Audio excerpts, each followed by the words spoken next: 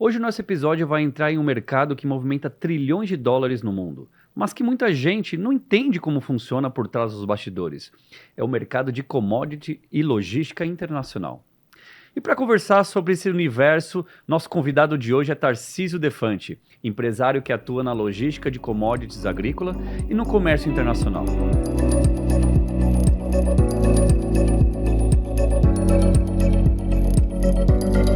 Meu amigo, seja muito bem-vindo ao nosso podcast. Prazer, meu. Obrigado por aceitar o convite, né?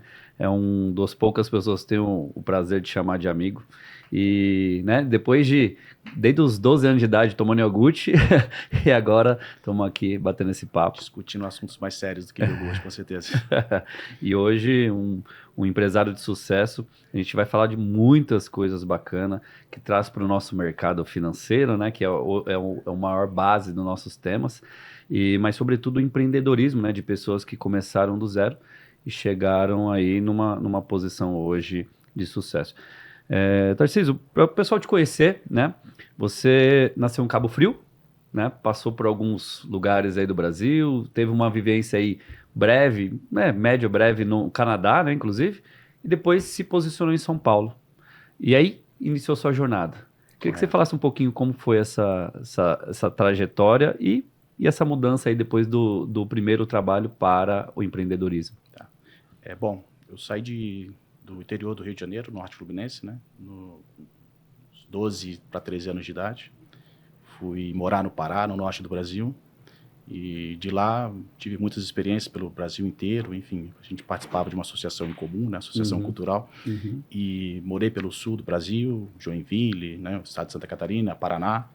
E passei um tempo no Canadá. E de lá pude ter a experiência de conhecer o Canadá de Toronto até Vancouver, né? No extremo oeste canadense.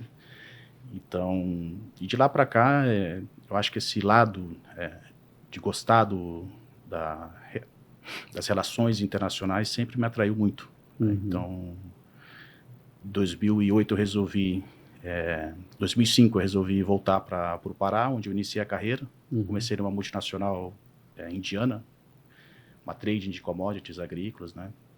Tanto exportação como importação de especiarias e condimentos. Então foi o primeiro trabalho, já foi ingressado nessa Foi o primeiro trabalho. Foi curioso que meu primeiro trabalho foi com um estrangeiro, foi com um indiano. Eu estava recém-voltado do Canadá, então... O inglês ajudou aí, né? O inglês ajudou e ajudou mais ainda porque no Canadá tem muito indiano. Então eu já estava meio que habituado com o sotaque indiano. Bom, eu fiquei lá nessa empresa no Pará até 2008, né? Quando eu vim para São Paulo para trabalhar na matriz. Lá no Pará eu trabalhava com a exportação de pimenta do reino. Pode não parecer, mas a pimenta do reino sai muita exportação do Brasil. O Brasil é um dos maiores exportadores de pimenta do reino. Nossa, interessante, não sabia desse dado. Bom, eu acabei então me estabelecendo em São Paulo a partir de 2008, nessa mesma empresa. E ali eu passei por vários setores da empresa. Fui na contramão do que era o meu foco inicial. Então isso me deu muita bagagem, que é começando pela área financeira na Holanda.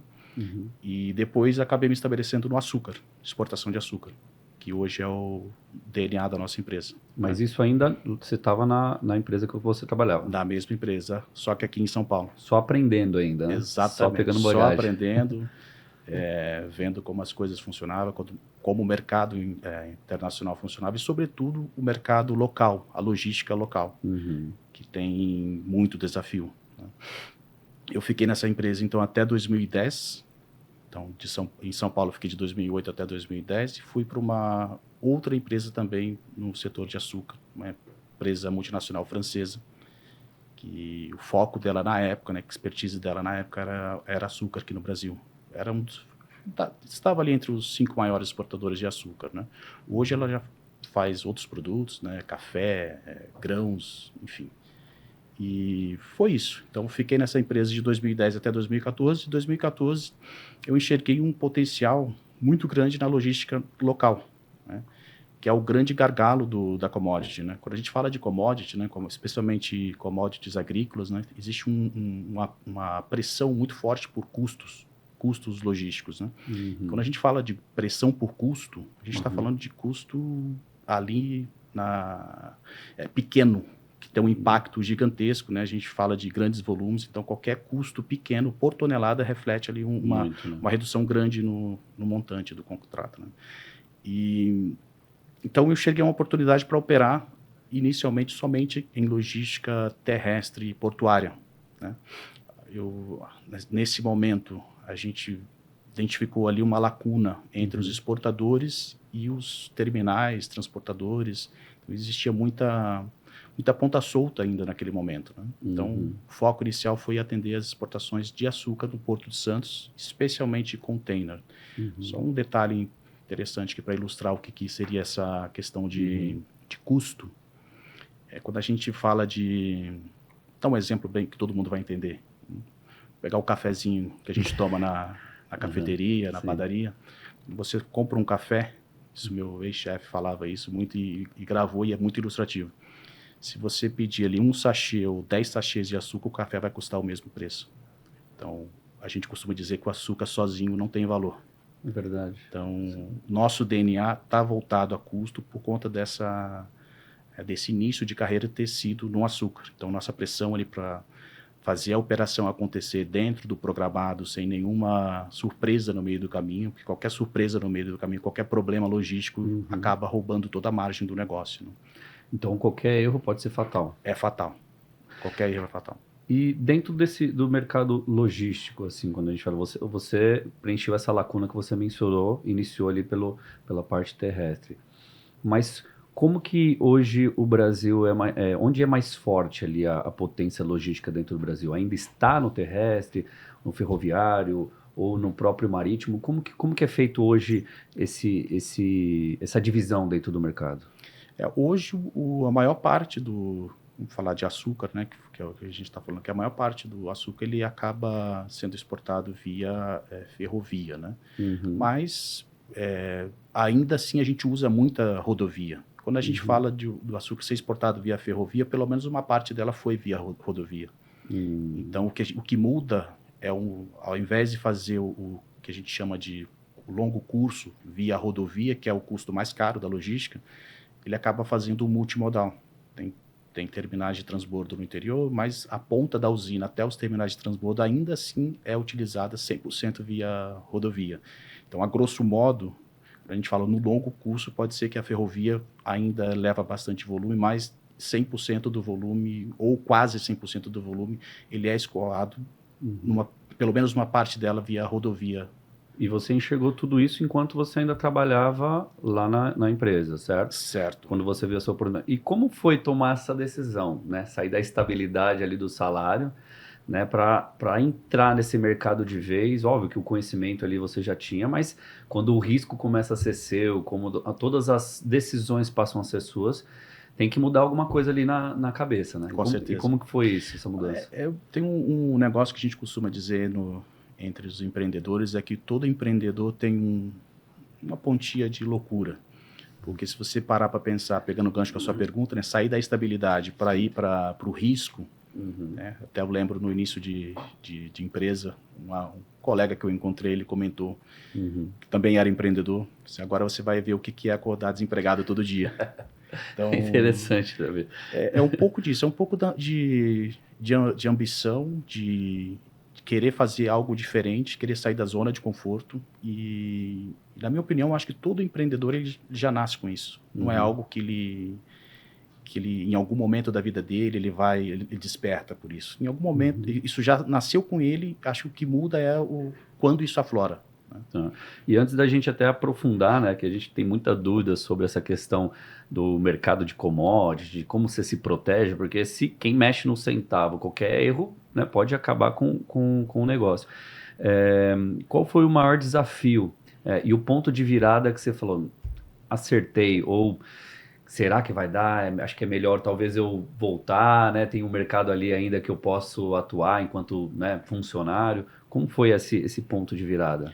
Olha, a nossa empresa começou em efetivamente 2015, né?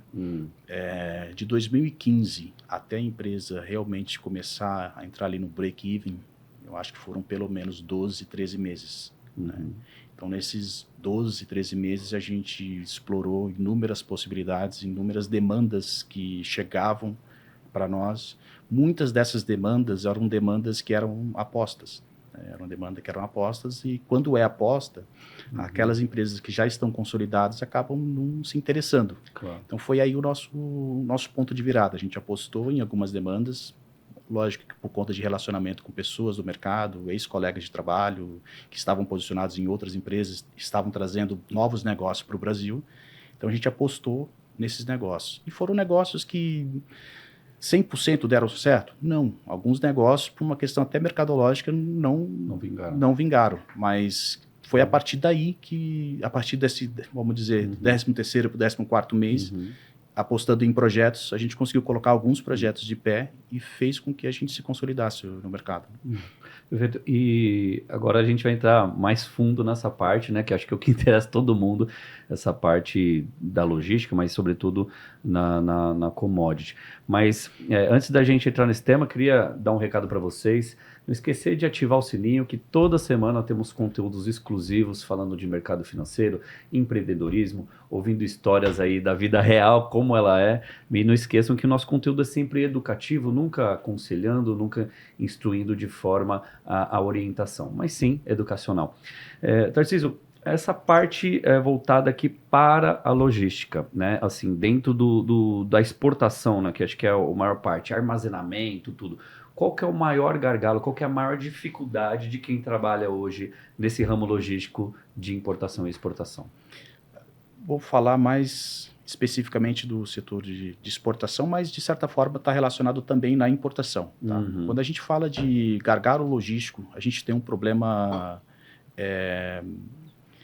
de infraestrutura. Quando a gente fala problema de infraestrutura, a gente envolve vias de acesso, são as rodovias que não estão aptas, né, ao grande volume, né, a grande concentração, às vezes, de exportação em certos períodos. Né? E o Brasil é um continente, né, cara? Exatamente. É só um dado interessante, quando a gente fala de infraestrutura, por exemplo, que impacta muito na nossa logística. Né?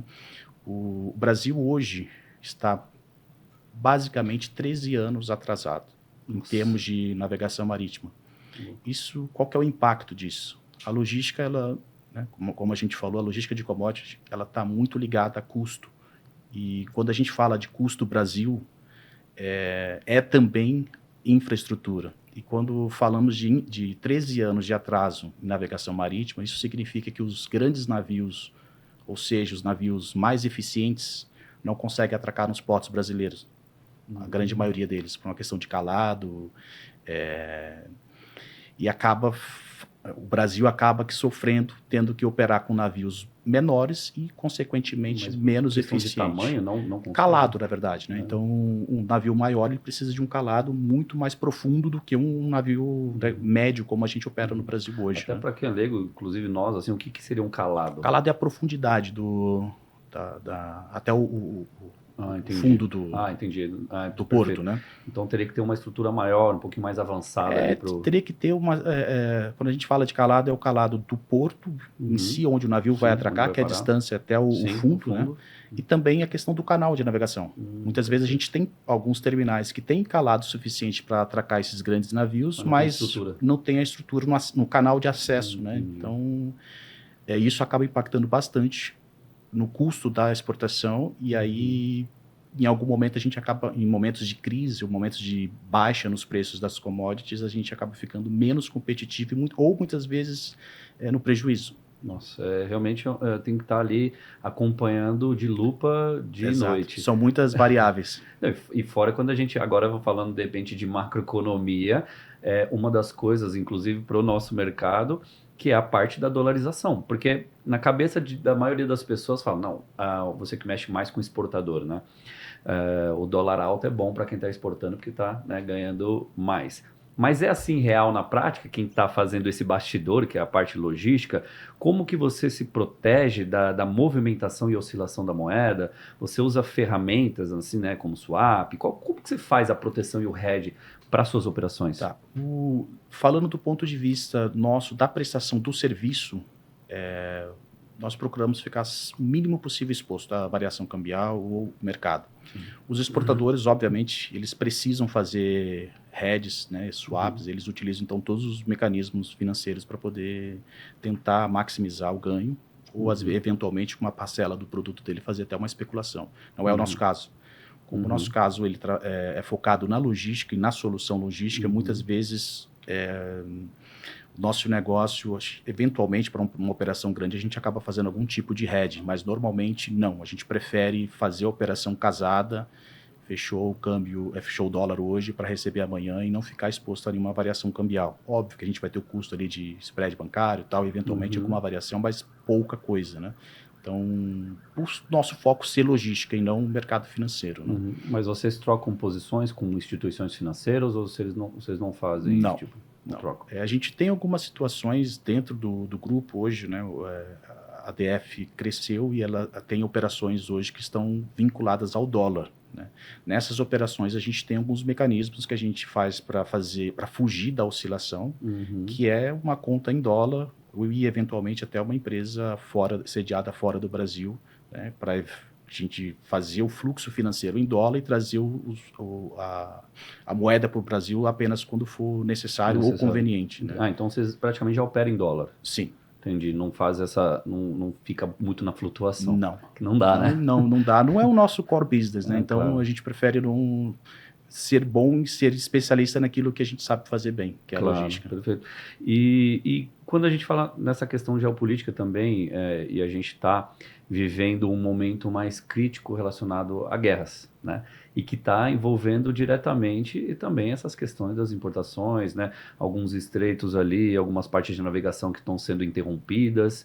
E como que isso afeta no preço da sua logística, já que está acontecendo? Eu ouvi falar até, inclusive, de algumas seguradoras que estão tirando ali o pé, né? E as apólices desses navios. Como é que está sendo isso para você? Eu vou começar respondendo, você pegando o gancho da sua pergunta anterior, tá? Com relação ali à questão do câmbio ter ou não ter peso na exportação. Tá? Para o exportador, o dólar ele tem um peso muito grande. Só que ele não é como a gente analisa pura e simplesmente a variação cambial positiva, por exemplo. Porque quando a gente fala de variação cambial positiva, quando o dólar sobe muito, a gente ainda é dependente de muitos insumos que são importados. Né? O diesel é importado, por exemplo, uma boa parte do diesel é importado. E quando a gente fala de indústria, a indústria usa o diesel como insumo para poder fabricar o produto de exportação. Né? Então, dependendo da oscilação do câmbio para cima, pode ser mais prejudicial do que benéfico. Né?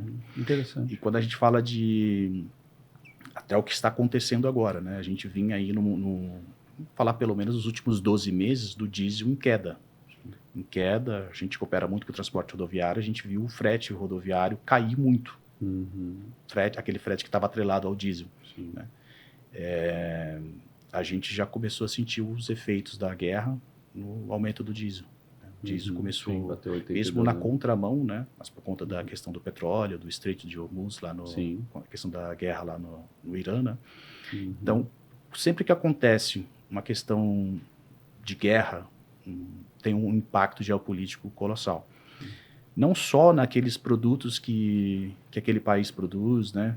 Mas como um todo. Né? A logística internacional ela acaba utilizando meio de transporte marítimo. Então, é um estreito que é fechado, é um impacto da logística para certos destinos que precisam passar pela região. Né? Quando tem o risco, aí entra a questão do seguro que você comentou, né? Entra o custo, tempo. Então, às vezes, ele é muito complicado, mas às vezes pode favorecer a commodity de alguma maneira. Por exemplo, quando a gente fala de fornecimento de commodities agrícolas. Né? Não é só o Brasil que produz açúcar, não é só o Brasil que produz soja e outras commodities. Né? Mas quando a gente fala de distância, a gente está competindo sempre com outros fornecedores das mesmas commodities que nós produzimos. Né? Quando acontece algo, por exemplo, de guerra, e tem algum fornecedor de commodities naquela região que ele é mais competitivo numa situação normal, mas por conta de dos impactos da guerra, ele acaba tendo que fazer um trajeto maior, utilizando uma rota diferente, mais cara, pode trazer o Brasil em situações de desvantagem para a situação de vantagem. Né? Eu trago até um gancho aqui que o açúcar, ele vinha de 2, 3 anos aí com boa precificação. Muitos exportadores conseguiram ganhar muito dinheiro nos últimos 2, 3 anos, pelo menos. Né? E a gente vinha num preço cíclico, que a gente costuma dizer, baixo. Em algumas situações até abaixo do custo de produção, preço de venda, porque é negociado em bolsa. Né? E a gente já viu uma reação. Os preços começaram a reagir positivamente. Lógico que não é só isso, né? Mas tudo isso pode impactar no preço das commodities. Né?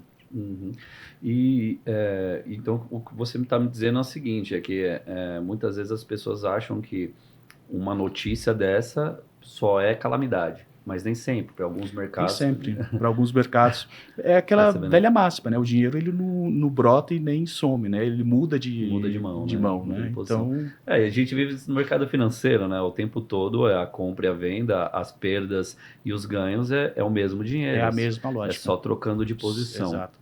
E dentro disso tudo, né? Mas não deixa de ser delicado o momento que a gente está vivendo.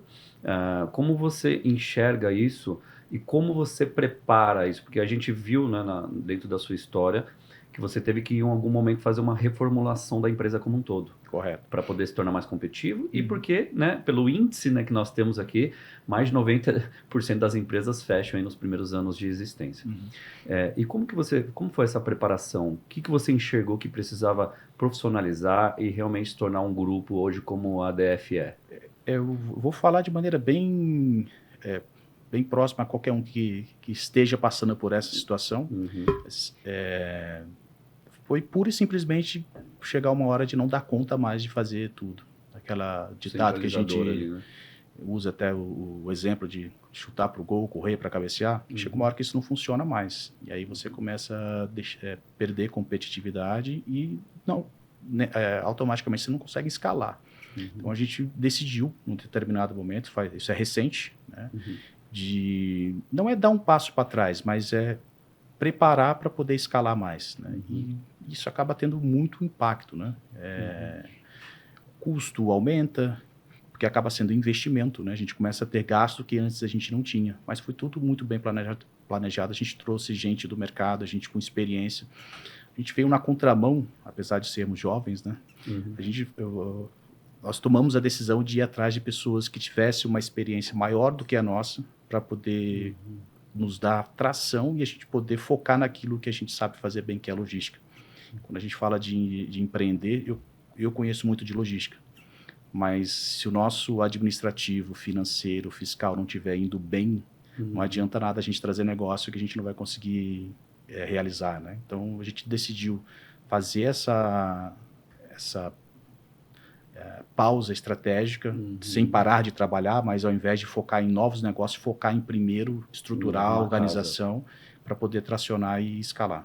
Qual foi as principais mudanças que você considera que trouxe mais resultado para o negócio? Controle, precificação e, sobretudo, deixar a máquina funcionando para a gente que está no front e ir atrás de novos negócios. Quando você não precisa se preocupar com a máquina, você tem clareza de ideias e de visão para trazer negócio. Porque a máquina também sem negócio ela não funciona, né?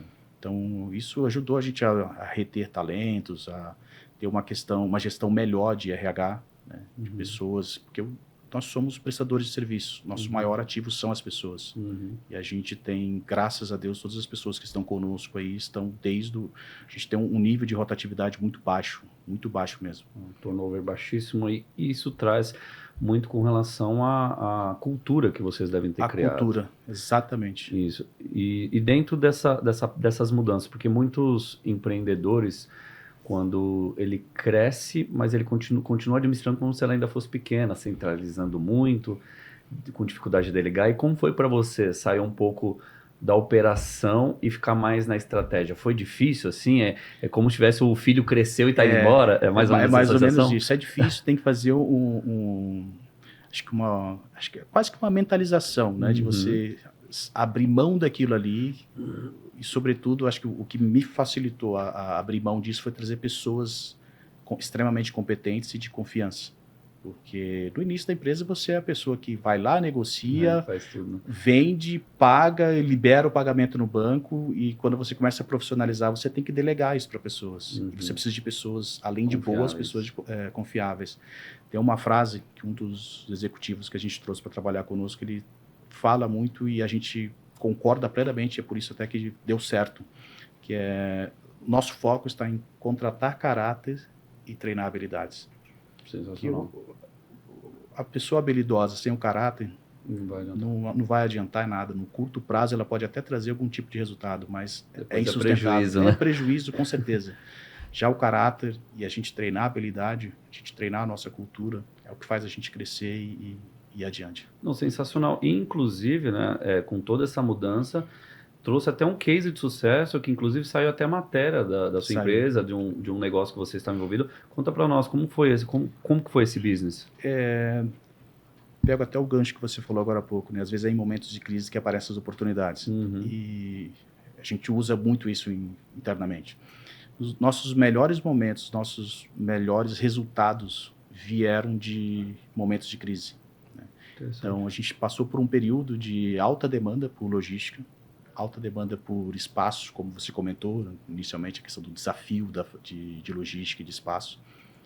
E era uma oportunidade, era uma janela de oportunidade daquelas que aparecem uma vez só, né? Então, todos os terminais estavam super demandados, não tinha espaço, e surgiu essa oportunidade para fazer uma operação grande de navio, breakbulk, para a Venezuela.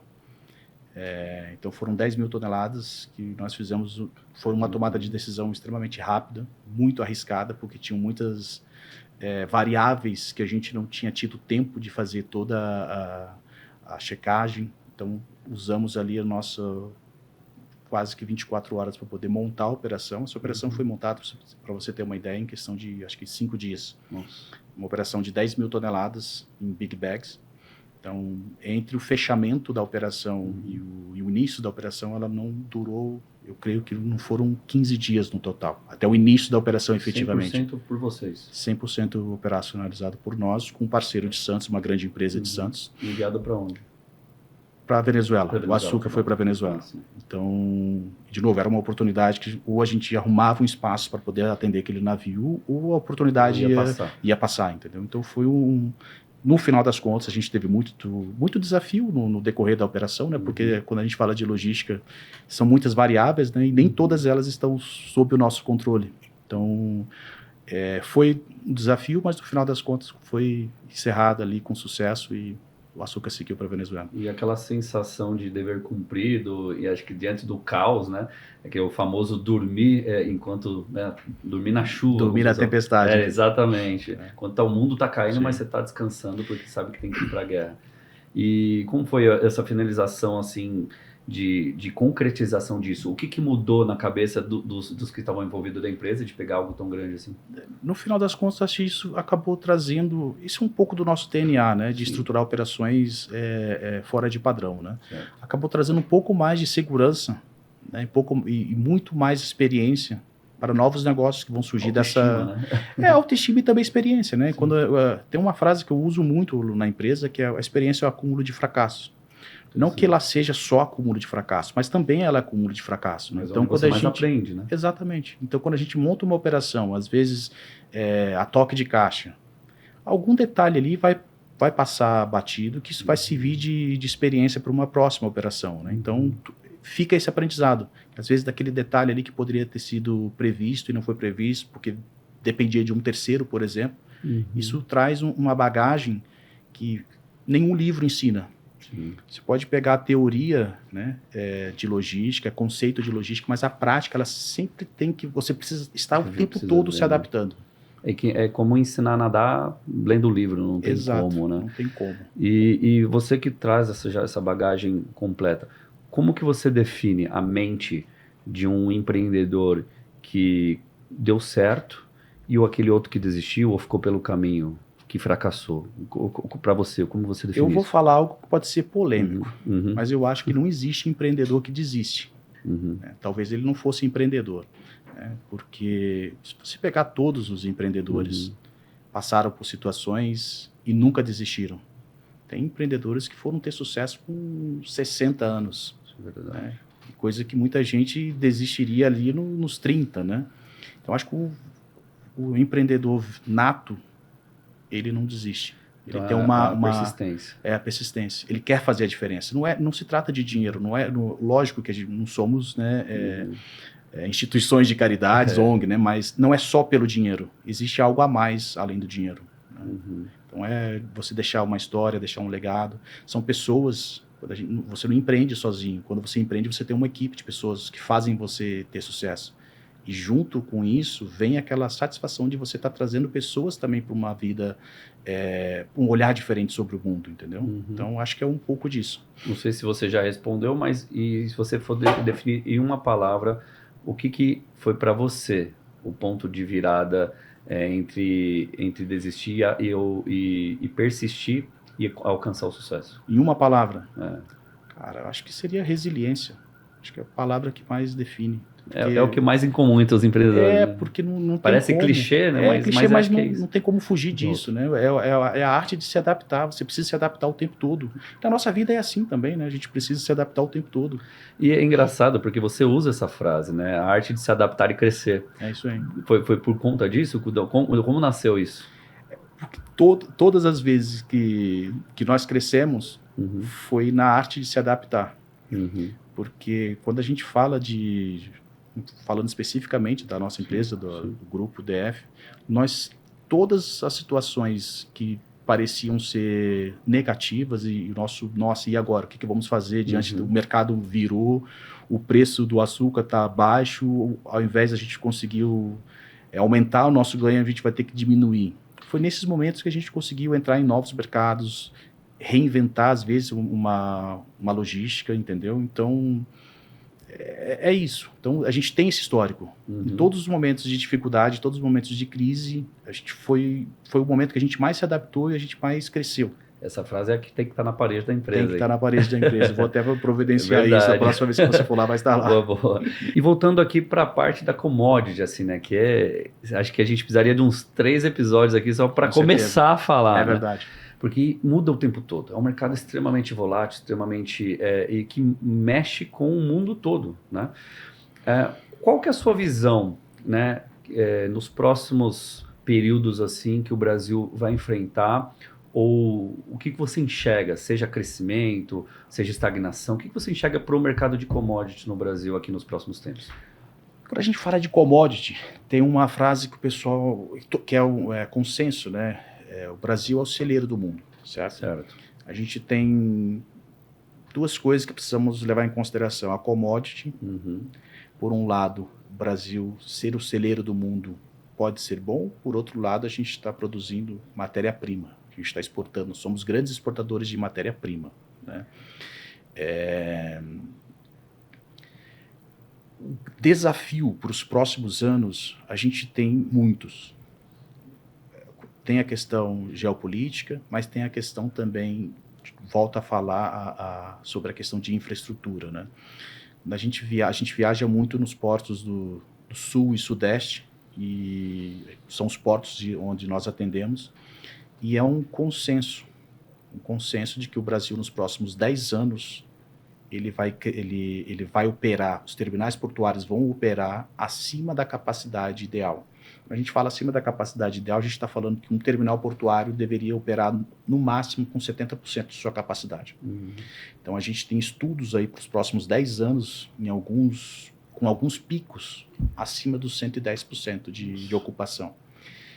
Estamos falando de terminal de container. Mas o Brasil vai crescer, ele tem capacidade de crescer. O que vai definir crescimento ou não é uma questão de demanda global também, obviamente, mas com o mundo em crescimento, com o Brasil sendo fértil, tudo que você quiser plantar no Brasil, a gente parece que somos privilegiados, né? Então tudo que ensaiam aqui dá certo. Então, se a gente analisar por esse aspecto, eu acredito que a gente vai crescer, mas com muito desafio. muito desafio, porque a gente tem uma questão aí logística, gargalo logístico, que a gente está atrasado. Quando a gente termina uma parte de infraestrutura, ela já está defasada. Então, eu acredito que nos próximos 10 anos o desafio vai ser infraestrutura. E isso já seria uma oportunidade, como você fala, dentro de uma crise. E para quem, né, está nos assistindo, que quer entrar no ramo de logística, de exportação, importação, mercado exterior como um todo, qual seria o seu conselho? Primeira coisa é gostar. É gostar e gostar de adrenalina, né? Porque o desafio é grande. Sim. E é um desafio diário, até a sua carga chegar no porto, se você fizer uma venda FOB, ou até a sua carga chegar no porto de destino, se você fizer uma venda CIF, o caminho ele precisa ser realizado com conhecimento, e com conhecimento profundo. A gente, ao longo desses 11, 12 anos de existência, a gente viu muito aventureiro. Então, quem entrar nessa área do agronegócio, eu acho que é uma área muito promissora, mas exige um conhecimento profundo desde da negociação de compra, venda, até conhecimento profundo na logística. Não é para amadores, né? Não é. E porque é um mercado que fala de milhões, qualquer margem, qualquer erro é fatal. Um prejuízo muito grande. Exato. E para a gente encerrar, Tarcísio, o papo está muito bom, cara, mas você vê como o tempo passa. Passa rápido. A gente tem algumas perguntas, são perguntas práticas, assim, com respostas curtas. Óbvio que algumas, né, tem que explanar um pouquinho, mas sobre a sua vida como um todo, sobre o empreendedorismo. Né? A primeira delas é o seguinte: qual que é o erro mais comum de quem empreende no mercado internacional? Falta de planejamento. Quando eu falo falta de planejamento, a gente está falando de coisas básicas. Muitas vezes o empreendedor ele é acometido pelo erro às vezes, querer fazer a coisa acontecer, não levar em consideração alguns detalhes importantes da operação. A afobação de querer fazer. Às vezes a questão de precificar corretamente, considerar impostos, considerar o custo fixo, o overhead. Então, isso são tudo contas que, sim, antes de você definir o preço de venda, você precisa ter muito, muito claro. Muito claro. E o maior risco das pessoas que estão no mercado de commodities? Maior risco? Isso. Olha, eu não saberia te definir o maior risco, mas eu defino alguns riscos. Não sei se é o maior, mas é um mercado muito volátil, que tem muita pressão por preço. Então, de repente, se você está ancorado a parceiros que são oportunistas, você pode acabar ficando vendido na mão em algumas situações. Entendi. E uma habilidade que todo empresário precisa desenvolver, que você sentiu na prática que foi necessário e você precisou correr atrás? Correr para mudar. Pega o gancho novo da resiliência, mas é colocar isso em prática. Quando o mercado está, por algum motivo, está em baixa, você precisa procurar novos mercados, novas maneiras de fazer a sua operação, sem fugir do teu DNA. Um hábito que te mudou como empresário, um hábito que você passou a ter e que você fala, nossa, aquilo ali me fez crescer muito? O tempo todo atento, olhar tudo que está acontecendo, não só nos portos que a gente opera, também como em outros portos. Atenção total. Você precisa inovar, você precisa, não é reinventar a roda, mas você precisa fazer aquilo cada vez mais bem feito. Então sempre tem uma oportunidade para melhorar. Perfeito. E se você pudesse dar um conselho para o Tarcísio de 20 anos atrás, ou quando começou a empreender, realmente, ou como fundou a empresa, o que você faria? Tudo isso que eu falei aqui, lá atrás eu não tinha conhecimento nenhum. Isso aí eu fui adquirindo ao longo dos anos. Sim. Então, de novo, né, tem certas coisas que a gente só o tempo faz a gente entender. E naquele momento que a gente iniciou a operação, no início ali final de 2014, início de 2015, existia uma vontade muito grande de empreender, era algo que já estava dentro, né? Mas faltava experiência. Então, teria que passar por tudo isso para poder chegar onde nós chegamos, e inclusive com alguns percalços no meio do caminho, mas sempre com a capacidade de se reinventar e nunca desistir. Não tem jeito, né? São as milhares de curvas para a esquerda e para a direita que te fez chegar. Você não nasce pronto, não tem como. Perfeito. Bom, esse não foi o nosso papo, cara, maravilhoso, já agradecendo aqui a sua presença novamente, né? As pessoas veem lá os resultados da balança comercial, mas não tem noção da engrenagem toda que move o país e que faz chegar, né, a commodity nos outros países, que alimenta o mundo como um todo e sustenta o nosso país com relação a um mercado que é tão rico, cara. Parabéns pela sua trajetória e está sempre bem-vindo aqui a voltar com a gente. Obrigado pela oportunidade. É sempre bom a gente reencontrar velhos amigos, né? De tantos anos. De velho mesmo, né? Agora. Não tão velho, né? Ficando, né? E especialmente em situações bem distintas, né? Verdade, verdade. Obrigado. Obrigado, meu amigo.